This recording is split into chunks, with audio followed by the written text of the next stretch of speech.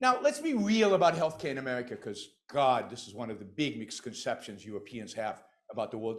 But let me correct that Americans have about their own system.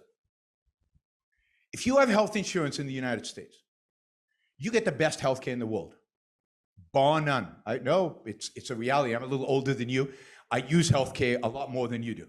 Young people don't use healthcare. So yes, socialized medicine is great. You can walk into a clinic when you got the sniffles and not have to pay anything. But if I have cancer, there's no place in the world you'd rather be than the United States. Indeed, people who have the resources in Europe and get cancer, where do they go? They don't stay in Europe. Even in France, which has the best healthcare system in the world, according to the United Nations, they get on a plane and they go to the Mayo Clinic or the Cleveland Clinic. My health insurance will pay for me to go to the Mayo Clinic in the United States. So if you have health insurance, you can have access to the best healthcare in the world. Not enough people have access to health insurance in the United States. Absolutely. Why?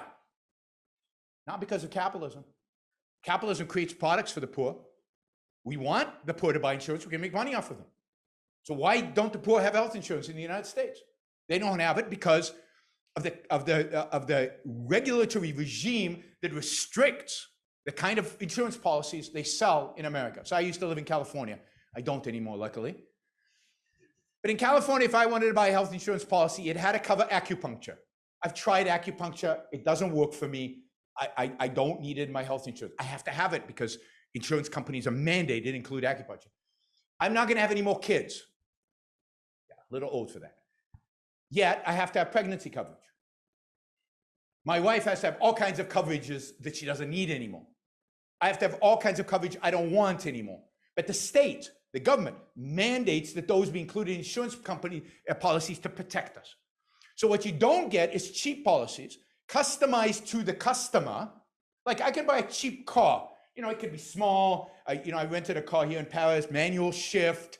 But it got me from Paris to here, and it'll get me back, and it's pretty safe, and it's pretty good. But if I wanted to, I could splurge and get a Maserati. I don't need a Maserati to get to Reims. I can use my little Citroen. I learned to drive on a Citroen, so it was nice. But you don't have that. Everybody has gold-plated Maseratis as health insurance policies in the United States. A lot of people can't, 10% of the population can't afford them, and they go uninsured.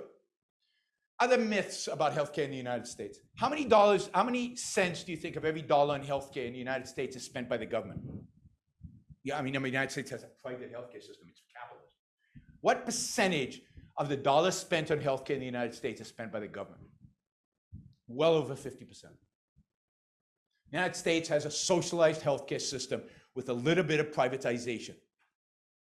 The fact is that if you're over 65, you go into Medicare, which is basically socialized healthcare for the rest of your life.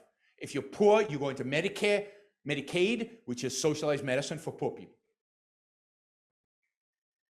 Healthcare in the United States for a middle-class person who has health insurance is bar none best in the world. My dad is a doctor in Israel, socialized medicine. Much rather go to a hospital in the US than in Israel, or in France, or in any country I travel to. Thank you for listening or watching the Yaron Brook Show. If you'd like to support the show, we make it as easy as possible for you to trade with me. You get value from listening. You get value from watching.